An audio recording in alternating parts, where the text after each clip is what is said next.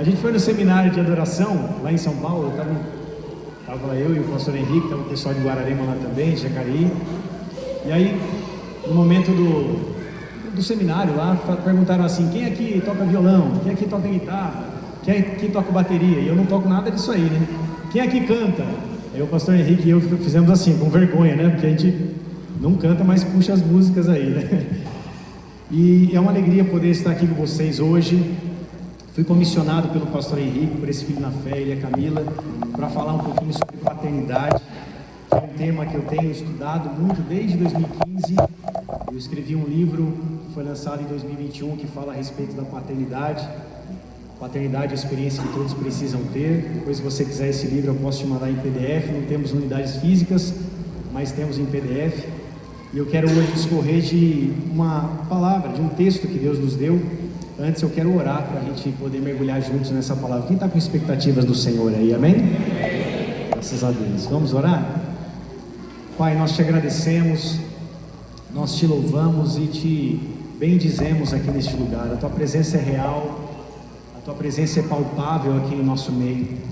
E por isso, Espírito Santo, nós te damos toda a liberdade no momento aqui de compartilhar o Evangelho, de compartilhar as tuas Escrituras. Nós te damos liberdade ao Senhor para que o Senhor venha nos ensinar, nos exortar, nos corrigir e nos impulsionar a viver tudo aquilo que o Senhor tem reservado para nós e para essa igreja nessa noite. Pai querido, que no nome de Jesus o Senhor venha nos conduzir, ó Pai, pelos pastos, aos pastos verdejantes e também às águas de descanso, que traz refrigério para a nossa alma e que nos guia pelas veredas da justiça por amor do Seu nome. Aqui estão, Senhor, aqui está o Teu povo, aqui estão as Suas ovelhas do Teu rebanho, ovelhas do Seu pastoreio, e por isso nós precisamos do Teu alimento, por isso nós precisamos da Tua provisão. E assim, Pai, te pedimos no nome de Jesus, fala com cada vida que está aqui hoje, com cada vida, Senhor, que se achegou pela primeira vez aqui, ou aquele que está aqui há muitos anos. Nós te pedimos que o Teu Espírito venha falar com cada um de nós. Eu também peço, Pai, fala com a minha vida, usa a minha vida também nessa noite, para que eu possa ser, ó Pai, um instrumento em Tuas mãos, para ensinar e falar a respeito apenas de Ti. Eu não quero, Senhor, dizer algo da minha própria vontade, mas quero falar aquilo que é Teu, Senhor. Por isso, no nome de Jesus, ministra as nossas vidas, em nome de Jesus. Assim nós Te glorificamos, Te exaltamos, em nome de Jesus. Você pode dizer amém? Amém. Aplauda Jesus, amém? Ele é bom. Graças a Deus. Abra sua Bíblia comigo em Hebreus, capítulo de número 1, verso de número 1. Hebreus 1. Alguém consegue abrir para mim aqui, amor, por favor? Hebreus 1, verso 1. Nós vamos ler na versão ARA, tá bom? Se você achou, diga amém. A palavra de Deus diz assim: havendo Deus outrora falado muitas vezes e de muitas maneiras aos pais pelos profetas, nestes últimos dias nos falou pelo Filho, a quem constituiu herdeiro de todas as coisas, pelo qual também fez o universo. Ele que é o resplendor da glória e a expressão exata do seu ser, sustentando todas as coisas pela palavra do seu poder. Depois de ter feito a purificação dos pecados, assentou-se à direita da majestade nas alturas, tendo-se tornado tão superior aos anjos, quanto herdou mais excelente nome do que eles até aí. Queridos, eu tenho, nesses dias, nesses meses, na verdade, eu tenho estado preso nesse texto de Hebreus, na verdade no livro de Hebreus, e esse texto tem falado muito, ministrado muito a minha vida, porque nós vemos aqui um escritor que nós não sabemos quem escreveu a carta, a epístola de Hebreus, se foi Paulo, se foi Barnabé, se foi algum outro discípulo apóstolo, nós não temos evidências disso, mas o livro de Hebreus foi escrito com o desejo do autor, com a ardente expectativa do autor de falar a respeito da superioridade de Jesus. Então, a carta aos Hebreus, ela fala a respeito de quem Cristo é. Então, se eu e você quisermos descobrir mais profundamente sobre Jesus, fica o convite para nós estudarmos a carta aos Hebreus, amém ou não? Amém. Havia uma dissensão no meio ali dos recém-convertidos, e alguns até diziam que existia um anjo, o anjo Miguel, que ele era maior que Jesus. Olha para você ver a blasfêmia que estava sendo pregada nos dias onde o escritor de Hebreus escreveu essa carta. Por isso que, a partir do verso número 5, nós lemos até o verso de número 4, a partir do verso número 5, o escritor está dizendo aqui que Jesus é acima, é maior do que qualquer anjo. No verso número 4 que nós lemos, fala assim: tendo se tornado tão superior aos anjos, quanto herdou mais excelente nome do que eles. Então, a carta de Hebreus refuta qualquer pessoa, qualquer entidade, qualquer anjo que seja maior do que o Senhor, porque não existe nada maior do que o nosso Deus manifesto através da pessoa de Jesus, amém ou não? E aqui nós vemos no verso número 1, dizendo assim: havendo Deus outrora falado muitas vezes e de muitas maneiras, ou seja, Deus falou de várias formas.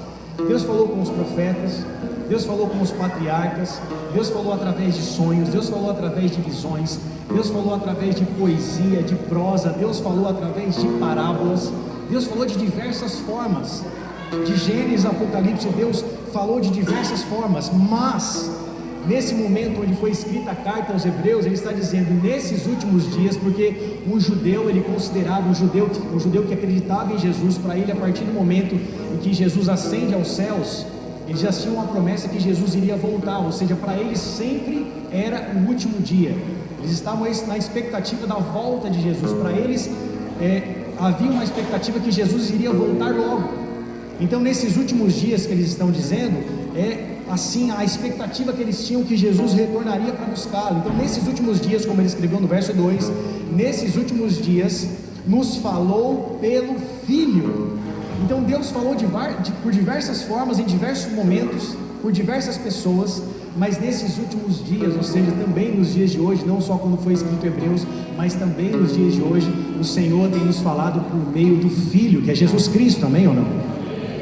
Então, se nós quisermos nos aprofundar em conhecer a paternidade de Deus, só existe uma forma, que é através do Filho. Apenas através de Cristo nós podemos encontrar o Pai.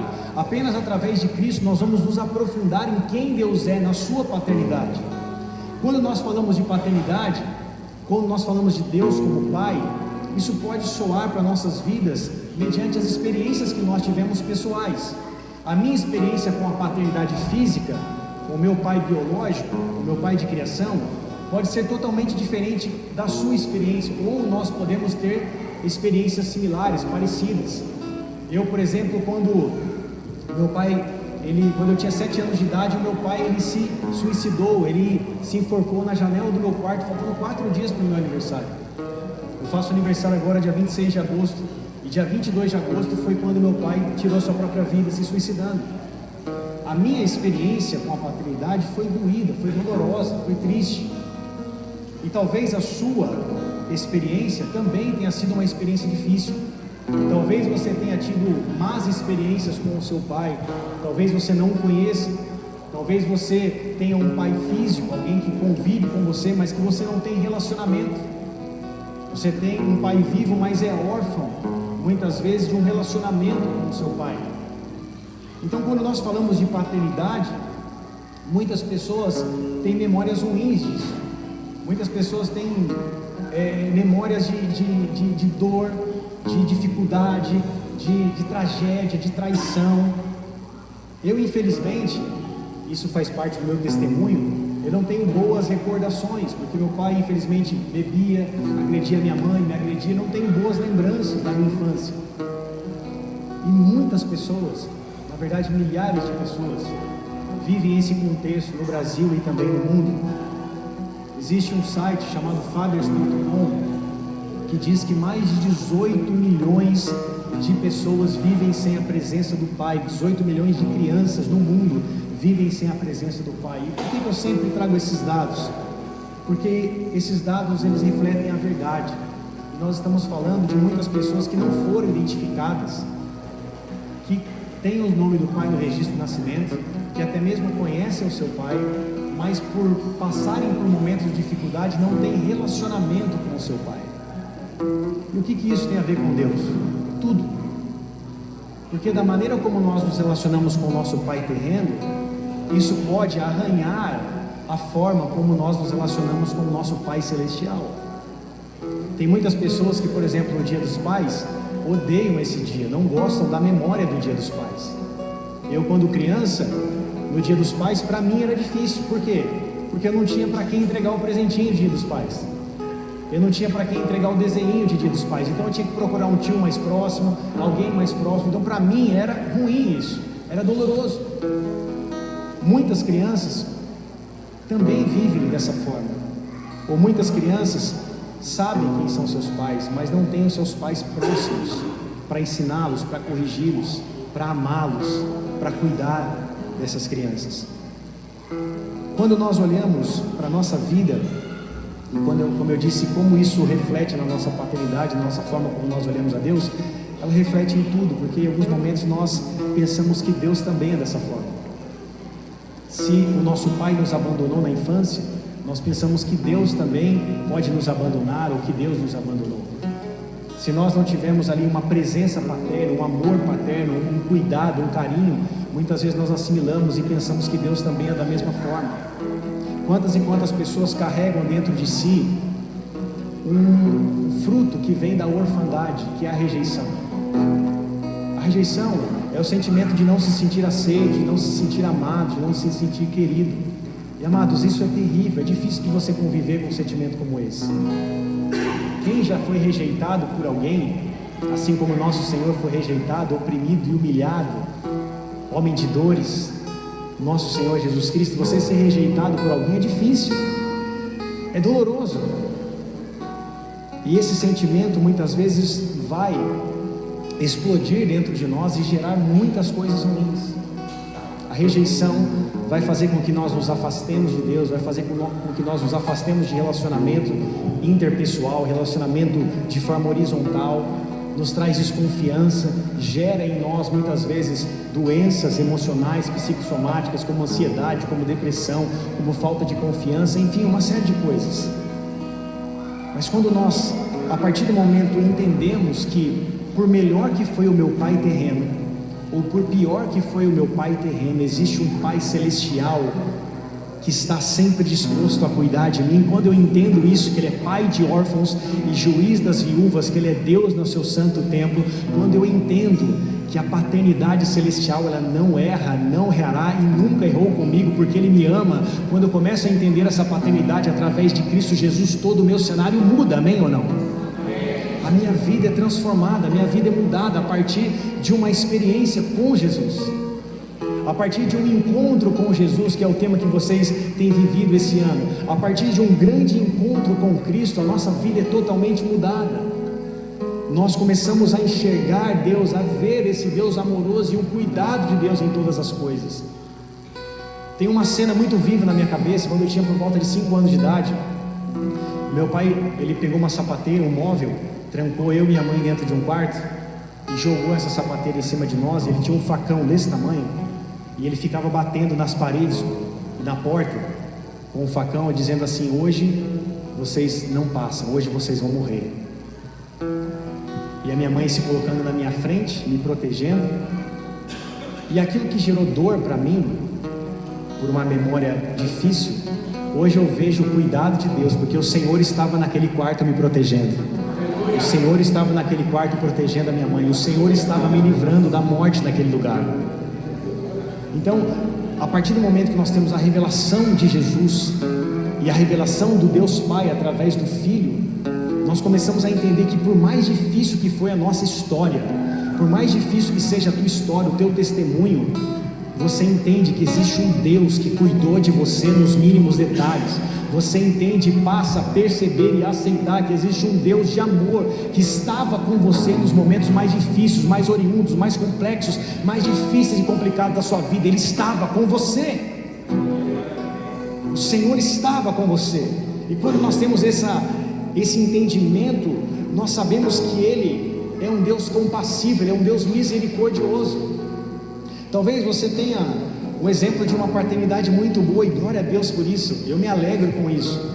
Mas você precisa entender que mesmo que a tua paternidade foi muito boa, ou o oposto, que ela foi muito má ou ruim, nenhuma paternidade muito boa e nenhuma paternidade muito má, ela pode ser comparada à verdadeira paternidade do Senhor sobre as nossas vidas, amém? Nós precisamos entender que os nossos pais vão errar conosco, porque eles são imperfeitos. Quem é pai aqui, levanta a mão. E você também vai errar com seus filhos, porque você também é imperfeito. Se os nossos filhos buscarem perfeição em nós, eles também vão se frustrar, porque nós não somos perfeitos. Mas existe um pai que é perfeito, que está assentado no seu alto e sublime trono, e que cuida dos seus filhos, e que pastoreia os seus filhos. E esse pai, por ser tão bom e amoroso, deu o seu filho na cruz para morrer por nós, amém, igreja? Então nós temos acesso à verdadeira paternidade, nós temos acesso a uma paternidade que vai trazer sobre nós redenção, nós temos acesso à paternidade que vai trazer sobre nós amor. E eu costumo falar que são os 4 pilares da paternidade, ou o quadripé da paternidade, que é a proteção, provisão, presença e plataforma. Proteção, provisão, presença e plataforma. O nosso Deus é um pai que nos protege. Ele é o órfão, Ele é o pai dos órfãos, melhor dizendo. Ele é o pai dos órfãos e juiz das viúvas. Ele é um Deus que nos protege, Ele é o Deus que nos guarda, Ele é o Deus que nos sonda, Ele é o Deus que nos livra do laço do passarinheiro, da peste perniciosa. 1000 caem ao nosso lado, 10.000 à nossa direita, e nós não somos atingidos. O Senhor é aquele que nos protege, é aquele que guarda a nossa entrada e a nossa saída. Ele é um Deus onipresente, Ele está em todo tempo, em todos os lugares, cuidando da sua casa, cuidando da sua família, cuidando dos seus, amém ou não? E em Deus nós encontramos essa proteção. Da mesma forma nós encontramos provisão. Esse Pai, Ele provê todas as coisas. Como eu disse, o Salmo 23, o salmista Davi fala que Ele nos guia para os pastos verdejantes e nos leva para as águas de descanso. Os pastos verdejantes são o lugar onde nós temos o alimento necessário. Da mesma forma que o povo no deserto foi alimentado com o maná que desceu do céu, nós temos o pão que desceu do céu, que é Cristo Jesus, que nos alimenta. Nós temos a água que sacia a nossa sede, que é o nosso Senhor Jesus Cristo, a fonte da água da vida. Nós temos a provisão necessária e abundante em todo o tempo. O Senhor tem cuidado de nós, amém, igreja? O Senhor tem sido cuidadoso com as nossas vidas, e muitas vezes nós não reconhecemos isso. E quando nós deixamos de reconhecer o seu cuidado, o seu amor, a sua provisão, nós temos uma forte tendência de entrar por um caminho da ingratidão, de nos esquecermos de tudo que Ele tem feito por nós, de tudo que Ele já fez por nós. Quantas coisas que você tem vivido hoje, que um dia você orou? Quantas coisas você vive hoje de provisão, de providência do Senhor, que você orou muito para viver isso? Em alguns momentos, sabe o que acontece com a gente? A gente se esquece daquilo que a gente orou, a gente se esquece daquilo que a gente pediu, e a gente reclama daquilo que a gente está vivendo. E aquilo que a gente está vivendo muitas vezes é fruto de oração, de intercessão e de clamor e de lágrimas derramadas aos pés do Senhor. Quando a Bíblia nos diz para trazer à memória aquilo que nos traz esperança, é para que nós lembremos de onde o Senhor nos tirou. Eu não sei de onde você foi resgatado, de onde o Senhor te tirou, mas eu sei muito bem de onde o Senhor me tirou. O Senhor, Ele tirou as nossas vidas de um lamaçal do pecado e colocou nossos pés firmes sobre uma rocha, e nós estamos firmados sobre essa rocha. E o nome dessa rocha é Jesus. A pedra que os construtores rejeitaram, essa veio ser a pedra principal, a pedra de esquina, a pedra angular, a pedra preciosa que nós cantamos. Jesus, o centro de todas as coisas. Ele te firmou, Ele te estabeleceu lá, e com isso Ele derrama sobre a tua vida a presença. A maior bênção, o maior presente que nós podemos receber de Deus é a sua presença, igreja. Nós podemos ter tudo, mas do que nos vale ter tudo, do que nos adianta ter tudo se nós não tivermos a sua presença?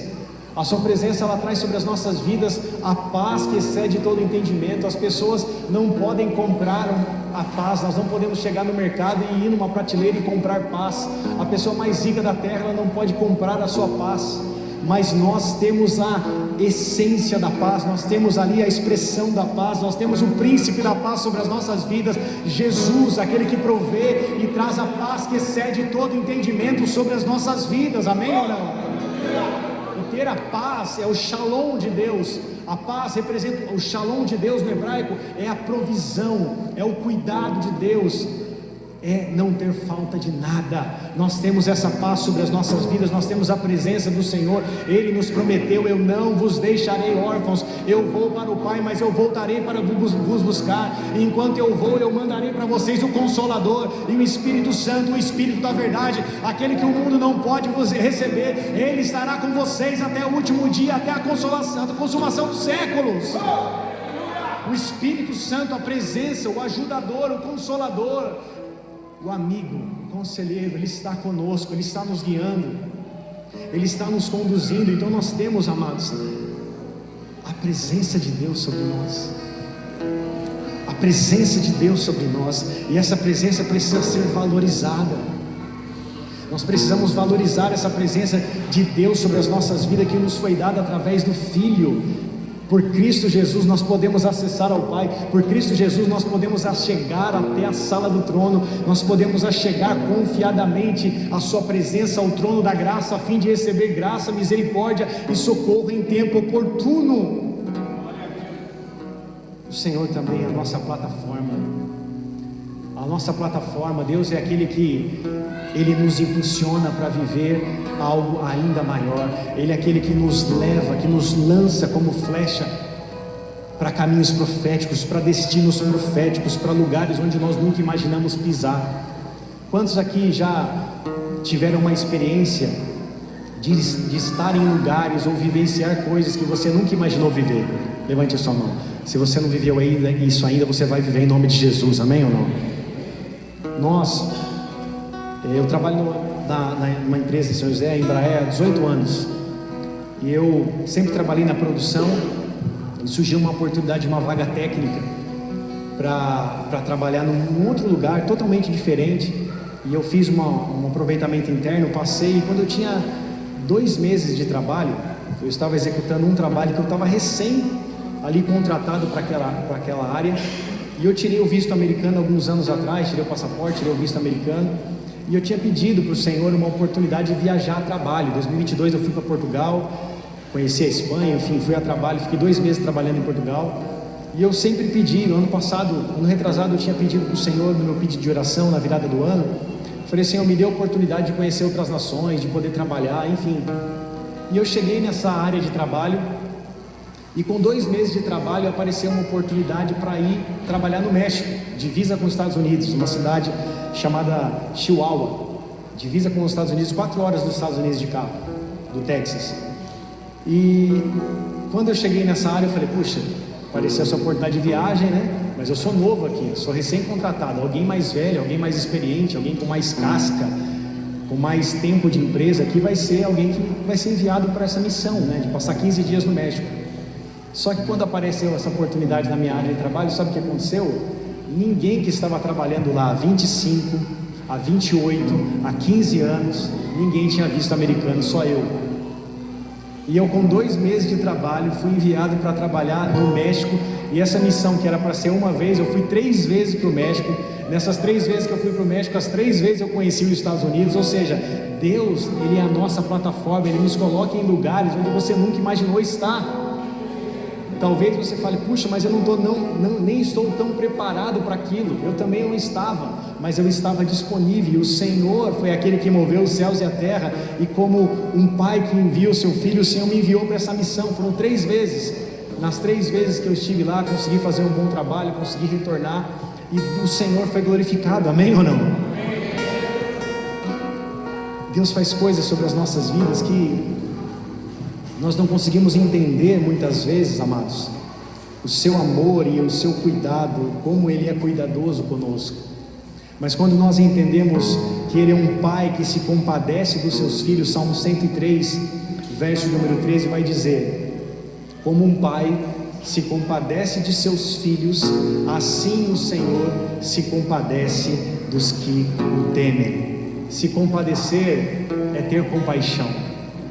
Deus, ele se move em compaixão. Jesus, a Bíblia vai dizer em diversos momentos que Jesus, movido por compaixão, ele agia sobre a vida daqueles que clamavam. Jesus, ele se move através dessa compaixão, dessa misericórdia. Ele vem com o seu amor, com o seu consolo, com a sua compaixão e cuida de nós nos pontos mais detalhistas, nos pontos mais mínimos, nos mínimos detalhes das nossas vidas. O Senhor, ele vem e nos toca. Então eu quero te dizer que nessa noite o Senhor tem ouvido a sua oração, amém? O Senhor conhece os seus traumas, o Senhor conhece as coisas que você já enfrentou na vida, o Senhor sabe das suas maiores dificuldades que você já passou na sua existência, na sua história. Deus sabe de tudo aquilo que um dia te feriu, aquilo que um dia te trouxe, que te causou dor, e Ele se compadece de você, porque Ele é um Deus que se compadece daqueles que o temem, amém, igreja? Então você pode ter a certeza que Deus está sempre disponível, através do Senhor Jesus Cristo, a nos alcançar de forma tão profunda e gerar vida em nós, onde em alguns momentos há morte, em algumas áreas onde há morte.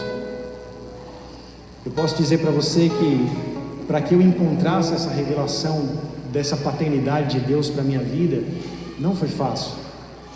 Foram anos, às vezes identificando pontos na minha vida, e até hoje eu identifico pontos na minha vida que precisam ser transformados, que precisam ser curados, porque nós estamos dentro de um processo de santificação, e esse processo de santificação será até o dia da glorificação, ou seja, o dia do nosso encontro com o Senhor, amém ou não? Então nós sempre vamos ter áreas para que o Senhor venha nos curar. E qual que é a nossa missão? Qual deve ser o nosso papel? Apresentar essas áreas para Jesus, abrir os nossos corações e dizer: Senhor, existe essa área da minha vida que precisa ser curada. Senhor, existe essa área da minha existência que precisa ser tocada. Por isso me cura, me restaura com o seu amor, com a sua compaixão, com a sua misericórdia e graça. Alcança o mais profundo do meu ser e traz renovação, traz cura, traz identidade sobre a minha vida. A orfandade, ou a falta de um pai, a falta da paternidade, ela tenta ferir a nossa identidade, ferir quem nós somos em Deus. Jesus, em Mateus capítulo 3, a Bíblia fala que ele foi batizado por João Batista no Jordão, e ao ser batizado, a Bíblia fala que o Espírito Santo se manifesta como uma pomba em cima de Jesus, e uma voz brada do céu dizendo: esse é meu filho amado, em quem eu me comprazo. Esse é meu filho amado, em quem eu tenho prazer, em outras versões diz. Só que em Mateus capítulo 4, a Bíblia também fala que o Espírito de Deus levou Jesus ao deserto a fim de ser tentado pelo diabo. E quando Jesus estava, depois de 40 dias, com fome, sem comer, no jejum de 40 dias, quando ele encontra Satanás no deserto, no monte da tentação, o que Satanás fala para ele? Se você é o Filho de Deus. Preste atenção, Mateus capítulo 3, Deus disse: esse é o meu filho, em quem eu me comprazo. Mateus capítulo 4, Satanás vai falar assim para ele: se você é, ele gera uma dúvida no coração de Jesus, ele tenta gerar um questionamento no coração de Jesus. Se você é o Filho de Deus, então transforma a pedra em pão. Se você é então o Filho de Deus, demonstra o seu poder. Se você é realmente o Filho de Deus, então mata a sua fome, sacia a sua carne. Você está 40 dias sem comer. Se você é o Filho de Deus, faça alguma coisa então. É isso que Satanás tenta fazer. Em todo momento ele tenta atingir a nossa identidade, quem nós somos em Deus. E Deus nos chama de filhos, porque a partir do momento que Cristo Jesus derramou o teu sangue sobre as nossas vidas, eu e você nos tornamos filhos de Deus, amém, amados? Não fomos gerados pela carne ou pelo sangue, nem pela vontade do homem, mas pela vontade de Deus. E todos quantos o receberam, deu-lhes o direito de se tornarem filhos de Deus, amém ou não? Como que Jesus responde a Satanás? Jesus diz a Satanás: nem só de pão viverá o homem, mas sim de toda palavra que sai da boca de Deus. Ele não responde segundo a sua vontade humana, que era matar ali a a sua vontade humana, a sua humanidade queria matar a sua fome, queria o pão, mas Ele não responde ali de forma humana, Ele responde olhando o teu coração, colocando o seu coração, as suas expectativas no próprio Deus, na palavra. Ele cita a palavra para confrontar Satanás. Da mesma forma, quando vier sobre as nossas vidas ataques, quando vier sobre as nossas vidas Satanás tentando tocar a sua identidade, você precisa ter a certeza quem você é em Deus. Você é filho, você é filha. Ele te chamou, Ele te escolheu, Ele te lavou, Ele te remiu pelo sangue de Jesus, amém ou não? Essa identidade você não pode perder.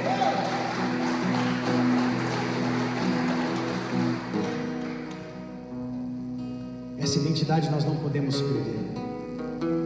A orfandade, ela é uma cultura e não apenas algo que tenta nos atingir de forma espiritual. Não é um demônio apenas, mas é uma cultura de orfandade que precisa ser quebrada.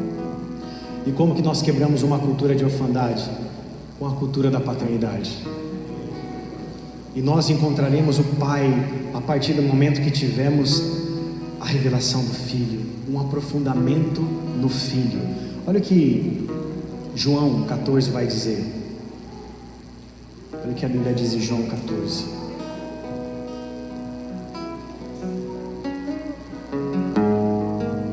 Verso número 1. Não tem como não ler esse texto e não lembrar da música do Luísa Rosa, né? Os crentes velhos vão se lembrar. A Bíblia diz assim, verso 1, João 14: não se turbe o vosso coração, credes em Deus e crede também em mim. Na casa do meu Pai há muitas moradas. Se assim não fora, eu vos teria dito, pois vou preparar-vos lugar. E quando eu for e vos preparar lugar, voltarei e vos receberei para mim mesmo, para onde eu estou, estejai vós também, e vós sabeis o caminho para onde eu vou. Olha o que Tomé disse, verso 5. Disse-lhe Tomé: Senhor, não sabemos para onde vais, como saber o caminho? Verso 6, respondeu-lhe Jesus: eu sou o caminho, a verdade e a vida, ninguém vem ao Pai senão por mim. Se vós me tivesseis conhecido, conhecereis também a meu Pai. Vou repetir o verso 7. Se vós me tivesseis conhecido, conhecereis também a meu Pai. Desde agora o conheceis e o tendes visto. Replicou-lhe Felipe: Senhor, mostra-nos o Pai, e isso nos basta. Disse-lhe Jesus: Filipe, há quanto tempo estou convosco, e não me tendes conhecido? Não me tens conhecido? Quem vê a mim, vê o Pai. Quem vê a mim, vê o Pai. E como dizes tu, mostra-nos o Pai? Não crês que eu estou no Pai, e que o Pai está em mim? As palavras que eu vos digo, não as digo por mim mesmo, mas o Pai que permanece em mim faz as suas obras. Crede-me que eu estou no Pai e o Pai em mim. Crede ao menos por causa das mesmas obras. Em verdade vos digo que aquele que crê em mim fará também as obras que eu faço, e outras maiores fará, porque eu vou para junto do Pai. E tudo quanto perdides em meu nome, isso farei, a fim de que o Pai seja glorificado no Filho. Se me perdides alguma coisa em meu nome, eu o farei. Se me amais, guardarei os meus mandamentos até aí. Amados, olha que texto maravilhoso. Jesus está confortando os discípulos pouco antes da sua partida, pouco antes de ele se entregar à cruz. E nós vemos aqui que Jesus fala de uma esperança, de uma expectativa que haveria muitas moradas na casa do Pai, ou seja, existe um lugar reservado para nós, amém ou não? A nossa morada não é aqui, nós estamos de passagem, existe uma morada celestial nos aguardando, e o Senhor já nos preparou essa morada, amém, igreja? E os nossos olhos precisam estar nisso, que a nossa vida é passageira aqui nessa terra, mas que existe uma vida eterna preparada para nossas vidas junto ao nosso Pai, num lugar onde não haverá choro, num lugar onde não haverá dor, num lugar onde o próprio Senhor enxugará dos nossos olhos todas as lágrimas, amém ou não? E o Senhor nos preparou esse lugar. Só que tanto Tomé quanto Felipe tinha dúvidas de quem ali Jesus era. Tomé lhe pergunta: Senhor, quem que é o caminho? E Jesus fala: eu sou o caminho, eu sou a verdade e eu sou a vida. E Felipe fala para Jesus: Jesus, mostra-nos o Pai, isso já nos basta. Mostra-nos o Pai, Senhor. E Jesus fala para Felipe: Felipe, como que você me pede para ver o Pai? Eu estou no Pai e o Pai está em mim. Quem vê a mim vê o Pai. Então, se nós estivermos vendo a Cristo, ou seja, olhando para Jesus, para as suas escrituras sagradas, se nós estivermos mergulhados na sua palavra, nós vamos ver o nosso Deus, o nosso Pai. Nós vamos ter aquilo que nós precisamos do Pai, que é a cura, que é a transformação, que é a restauração. A partir do momento que nós olhamos para Cristo, que Ele é apontado de Gênesis a Apocalipse, Jesus é revelado de Gênesis a Apocalipse. Ele é aquele que se apresentou a Melquisedeque, Ele é aquele que se apresentou a Abraão, ali manifestado através de Melquisedeque. Ele é o anjo do Senhor que se manifestou na sarça ardente com Moisés. Ele é o anjo do Senhor com a espada desembainhada que se apresentou diante de Josué antes da entrada de Jericó. Ele é o quarto homem que estava na fornalha, andando com Sadraque, com Mesaque e Abednego. Todas as escrituras apontam para o nosso supremo Senhor e Salvador, que é Jesus Cristo. Quem vê o Cristo vê o Pai. Quem vê Jesus tem redenção que vem através do teu sangue. Aleluia!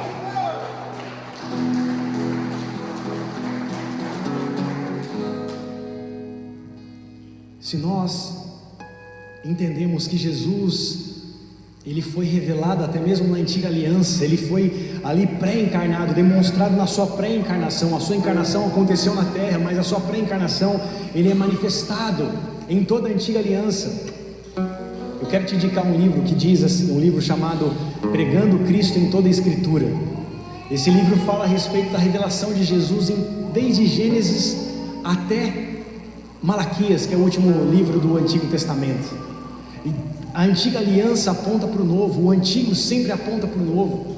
Todas as vezes que nós vemos a revelação de Deus falando a respeito do anjo do Senhor com A maiúsculo, não com A minúsculo, mas o anjo do Senhor, ali é uma teofania, ou seja, uma cristofania, é alguém apontando para dizer: Jesus está pré-encarnado, sendo revelado ali para aquele homem, para aquela situação, para aquele povo. Ou seja, o Antigo Testamento aponta para o Novo Testamento, para o sangue da nova e eterna aliança que é Jesus. Amém, amados?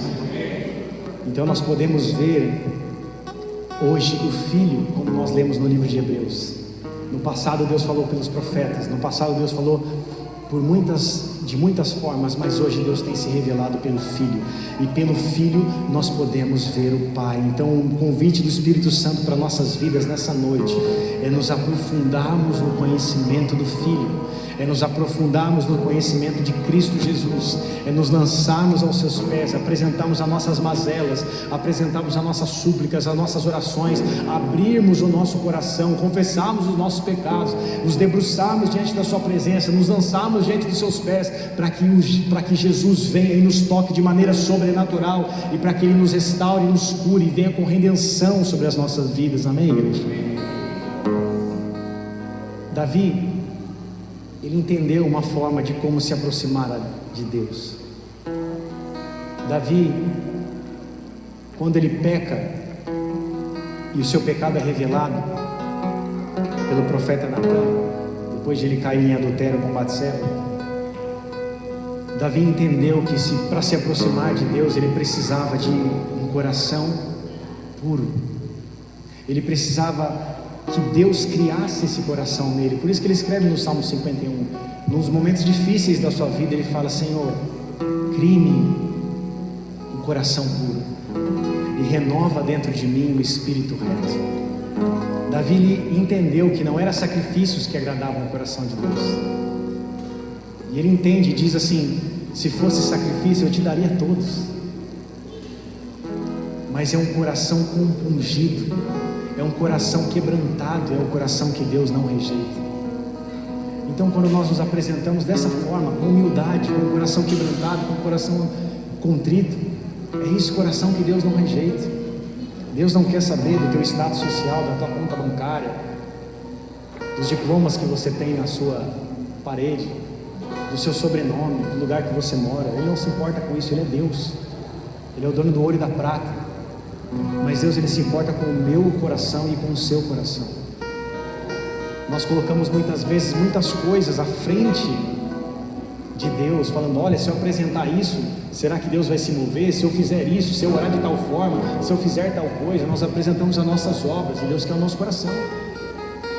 As nossas obras são reflexos de um coração quebrantado, as nossas obras são reflexos de um coração transformado, as nossas obras são reflexos de um coração que viveu a redenção pelo sangue. Por isso que nós servimos, por isso que nós adoramos, por isso que nós pregamos, por isso que nós trabalhamos para o Senhor, por isso que nós dedicamos a nossa vida, nós abrimos mão do nosso tempo, que é algo tão precioso, para dedicar o nosso tempo para o Senhor, porque todas as obras que nós produzimos é porque nós temos a certeza do Deus que nos chamou e de onde Ele nos tirou. Nós viemos à igreja para prestar culto àquele que nos chamou das trevas para a sua maravilhosa luz, amém, igreja? Só que não é sobre as nossas obras, é sobre a sua graça. Por isso nós entendemos que o nosso coração precisa ser quebrantado diante dele, a nossa humildade precisa ser apresentada diante dele, rasgar as nossas vestes do nosso coração, dizendo: Senhor, existem áreas da minha vida que ainda não foram curadas, existem áreas da minha vida que precisam da sua identidade, da sua paternidade, da sua cura. E quando nós nos abrimos, o Senhor vem, o Espírito Santo vem, Ele traz transformação sobre nós, Ele traz redenção sobre nós, Ele traz cura sobre nós. Em 2015, quando eu perdi a minha mãe, como eu já contei a história, eu já cresci sem pai, sou filho único. A minha mãe, em 2015, sofreu uma embolia pulmonar, ela foi fazer uma cirurgia de vesícula e em poucos dias ela veio falecer.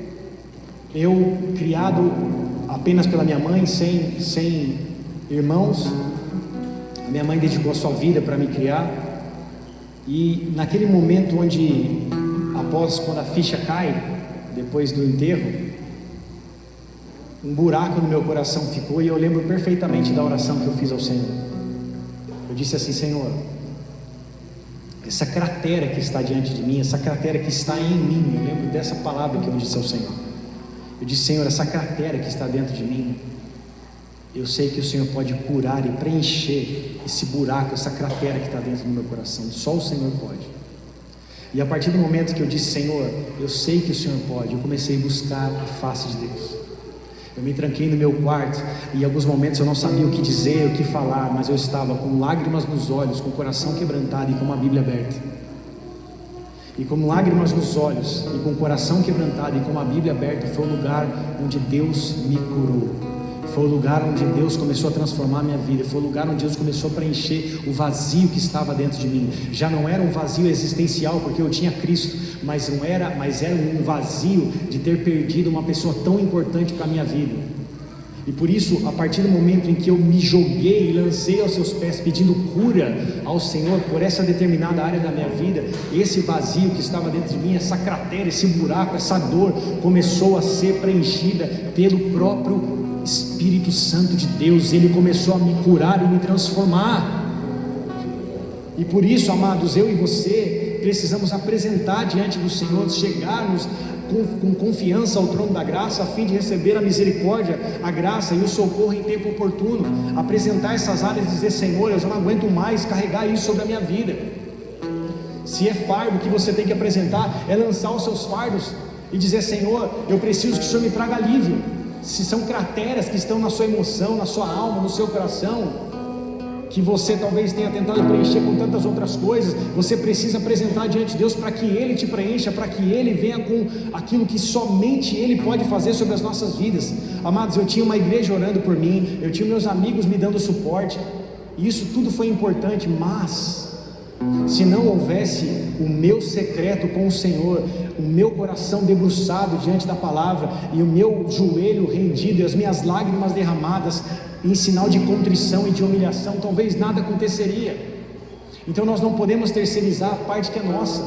Você pode ter um pastor que ora pela tua vida, você pode ter amigos que intercedem pela tua vida, você pode ter pessoas que vão ser bons intercessores, amigos fiéis e leais ao teu lado, mas você precisa entender que existe a parte que é tua, e a parte que é minha, e a parte que é tua e a parte que é minha, é nos lançarmos diante do Senhor, com um coração humilde, com um coração quebrantado, dizendo: Senhor, eu preciso que o Senhor me toque, faz de novo, faz mais uma vez, faz como talvez faz tempo que eu não vivo mais.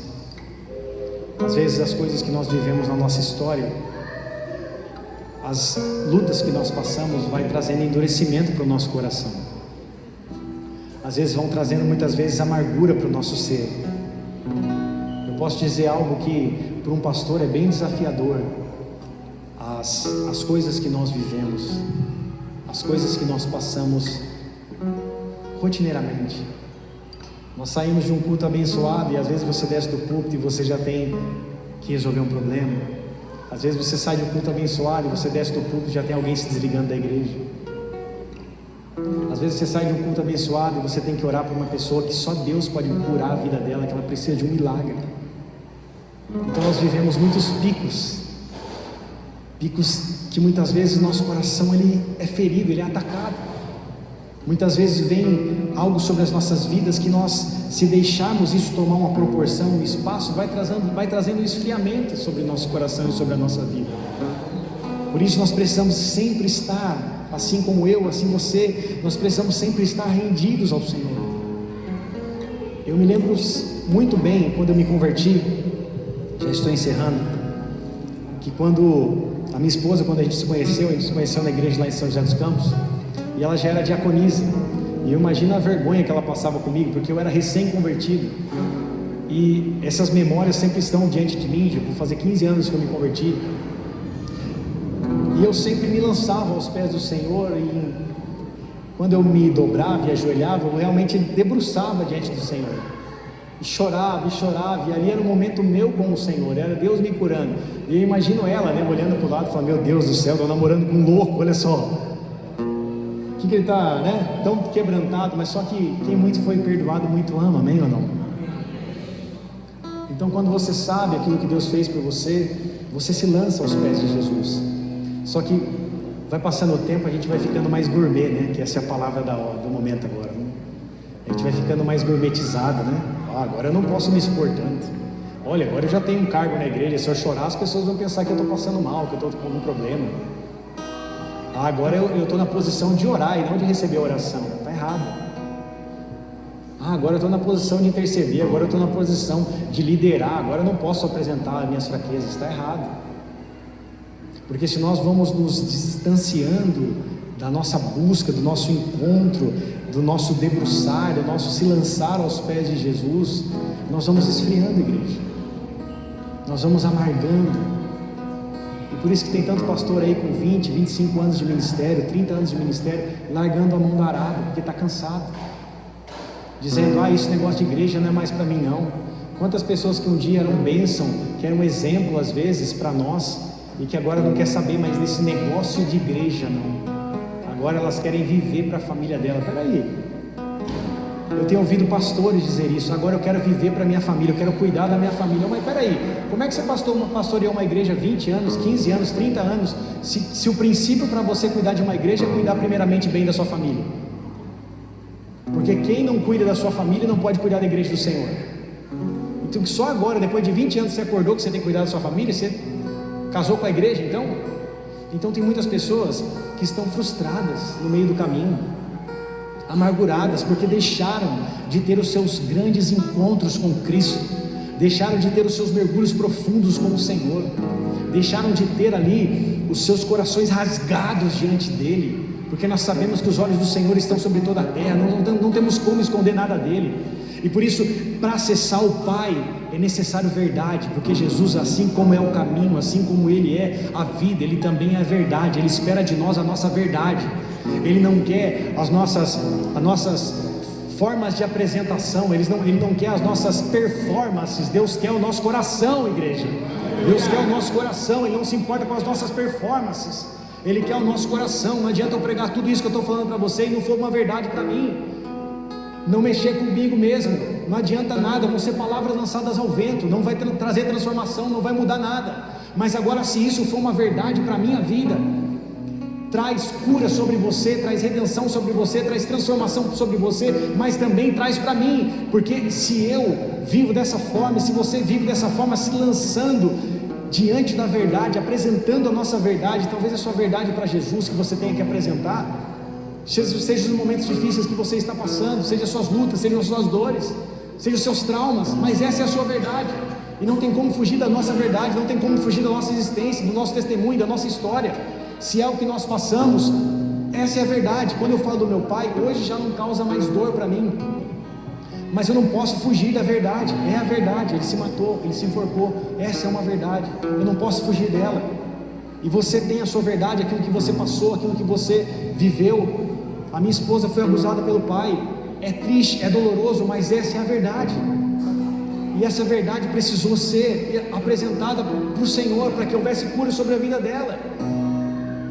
Então muitas vezes nós criamos formas de esconder as nossas verdades, porque nós sabemos que essa verdade muitas vezes vai causar dor para nós. Então nós escondemos as 7 chaves do nosso coração e não falamos para ninguém.